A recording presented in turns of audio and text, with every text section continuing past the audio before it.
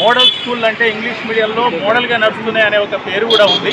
అవి మోడల్గా నడవాలంటే ఉపాధ్యాయుల యొక్క సమస్యలు పరిష్కారం అయినప్పుడే, ఉపాధ్యాయులందరూ సరైన రీతిలో ఉన్నప్పుడే నిజంగా ఆ స్కూల్ మోడల్గా ఉంటాయి తప్ప ఒక సమస్య పరిష్కారం చేయకుండా ఇట్లా పెండింగ్లో పెట్టడం ఉపయోగం ఉండదు.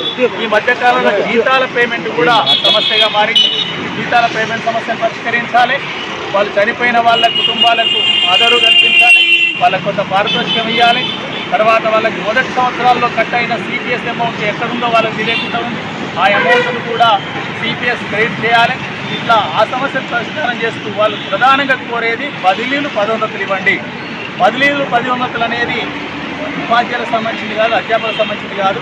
ఒక ప్రిన్సిపల్ పోస్టు ఖాళీగా ఉంటే ఆ స్కూల్ నడపడం ఎంత కష్టమో తెలియంది కాదు. కాబట్టి వెంటనే ప్రిన్సిపల్ ప్రమోషన్లు, పీజీటీల ప్రమోషన్లు ఇవ్వండి, రెగ్యులర్ పోస్టులు భర్తీ చేయండి, ఇతర సమస్యలు పరిష్కారం చేయండి అని చెప్పి మరొకసారి డిమాండ్ చేస్తున్నాం.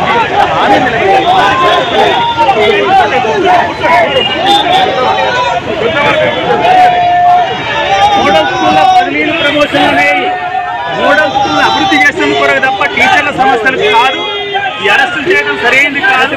వాళ్ళు చాలా ప్రశాంతంగా ఎటువంటి ఆందోళన లేకుండా వాళ్ళ ప్రదర్శనలు నిర్వహించే వాళ్ళు, కానీ ఎటువంటి అరెస్టులు మంచిది కాదని తెలియజేస్తున్నా.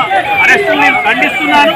కాబట్టి వెంటనే రాష్ట్ర విద్యాశాఖ మోడల్ స్కూల్ యొక్క బదిలీలు, ప్రమోషన్ల జట్టును ప్రకటించాలని మీ ద్వారా నేను కోరుతున్నా, డిమాండ్ చేస్తున్నాను.